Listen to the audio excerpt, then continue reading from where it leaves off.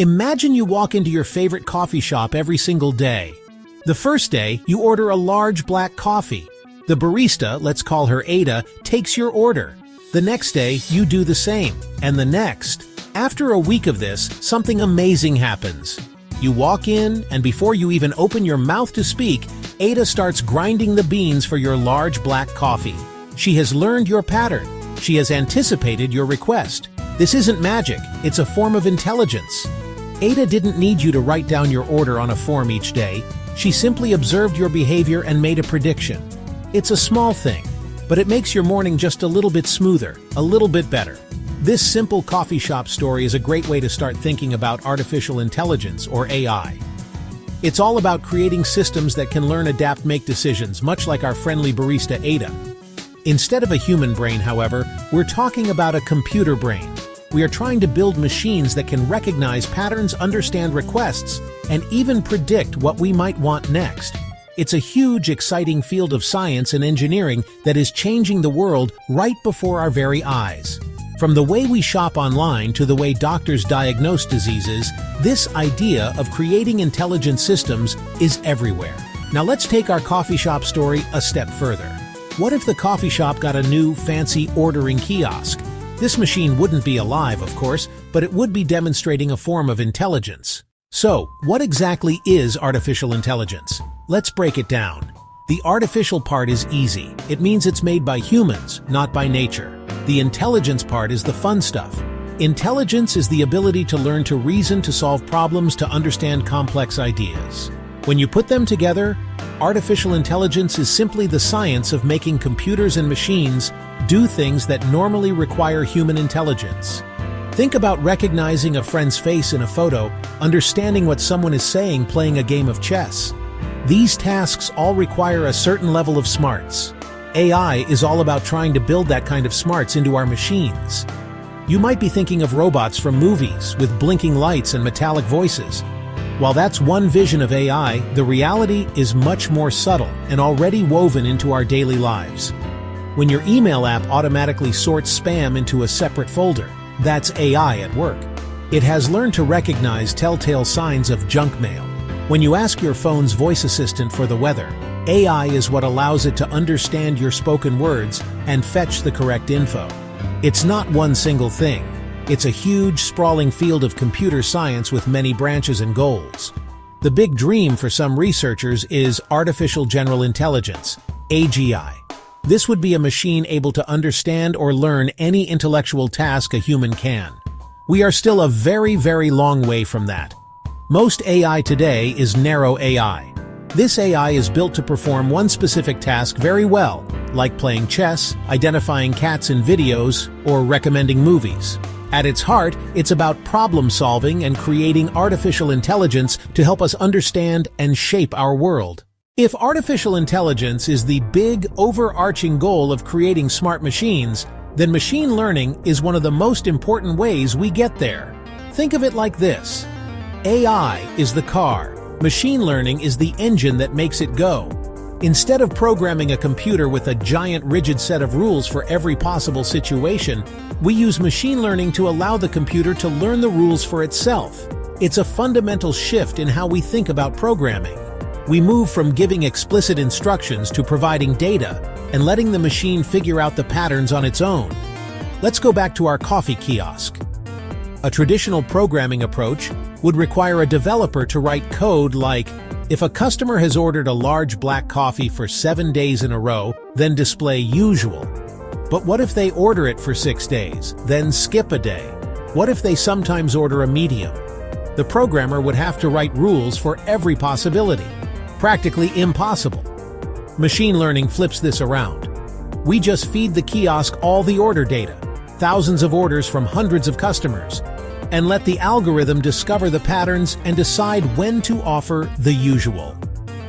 Data and algorithm going into a machine learning model and producing predictions or decisions. The core idea behind machine learning is experience. Like learning that touching a hot stove is bad from doing it once or watching someone else, a machine learning model learns from data. Data is the machine's experience. The more data it gets, the more experience it has, and the better it becomes at its task.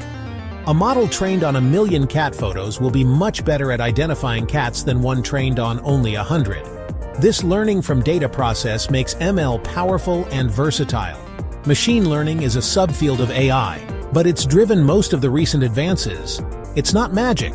It's a new way of teaching computers, and it's changing everything. Machine learning isn't just one single technique. It's more like a toolbox with different tools for different jobs.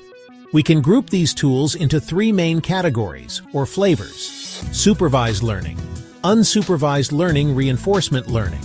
Each one learns in a slightly different way, kind of like how you might learn to ride a bike differently than you learn the rules of a new board game. Let's start with the most common one: supervised learning. Supervised learning is like learning with a teacher. Imagine you're a little kid, and you're learning to identify animals. Your parent points to a furry, 4-legged creature and says, "That's a dog." Then they point to another one and say, "That's a cat." The data you receive, the image of the animal, is labeled with the correct answer. In machine learning, we do the same thing. We feed the algorithm a huge data set where every piece of data is labeled. For example, we might give it thousands of emails, each one labeled as either spam or not spam. The algorithm's job is to learn the relationship between the input, the email, and the output, the label, so it can later label new, unseen emails correctly. Next up is unsupervised learning. This is like being dropped in a foreign city without a map or a guide. You have to figure things out on your own. In unsupervised learning, we give the algorithm a bunch of data that has no labels. The goal isn't to predict a specific answer, but to find hidden structures or patterns within the data itself. For example, a company like Amazon might use unsupervised learning on its customer purchase data.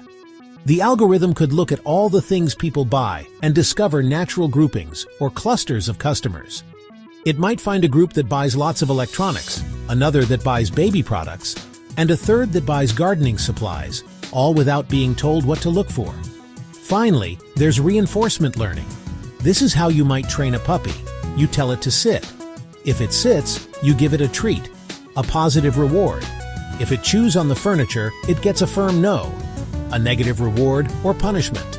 Over time, the puppy learns which actions lead to treats. Reinforcement learning works the same way for training computers to play games or control robotic arms. Just when you think you've got machine learning figured out, science gives us another layer: deep learning. Deep learning is not a different field. It's a more advanced, more powerful type of machine learning. It's inspired by the structure of the human brain. Our brains have billions of neurons connected in a vast, complex network. Deep learning tries to mimic this by creating artificial neural networks with many, many layers. The deep in deep learning simply refers to the large number of layers in these networks. The deeper the network, the more complex the patterns it can learn. So how does this differ from the cat and dog example we just discussed? In traditional machine learning, a human engineer might have to help the model by telling it what features to look for. They might pre-process the images to highlight edges, textures, shapes like ears and snouts. This is called feature engineering. Deep learning, however, can do this automatically. The first layer might learn bright spots and dark spots. The next layer combines these to recognize lines and edges. The layer after that recognizes simple shapes like circles and squares. As you go deeper, the layers learn more complex features. A middle layer might learn to identify eyes, noses, ears. Finally, the last layers piece all these features together: pointy ears, whiskers, slit-like pupils, 98% probability of being a cat. This ability to learn features automatically, from the simplest pixels to the most complex concepts, is what makes deep learning so incredibly powerful. There are specialized types of deep learning networks designed for specific tasks. Convolutional neural networks, or CNNs, are superstars at analyzing images. They understand spatial relationships, making them perfect for object recognition and self-driving cars. Recurrent neural networks, or RNNs, are great for sequential data like text and speech, because they have memory that considers previous information. Every time you talk to a voice assistant, you are using deep learning systems that analyze sound waves and understand meaning. Self-driving cars use CNNs to process visual data, identifying cars, pedestrians, traffic lights, and hazards, with superhuman perception and lightning-fast reactions. In medicine, AI helps doctors analyze X-rays, MRIs, and CT scans, sometimes spotting diseases like cancer earlier and more accurately than human experts.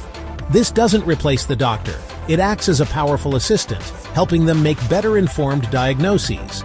So, the next time you unlock your phone with your face, see a perfect movie recommendation, or translate a foreign website, take a moment to appreciate the science behind it.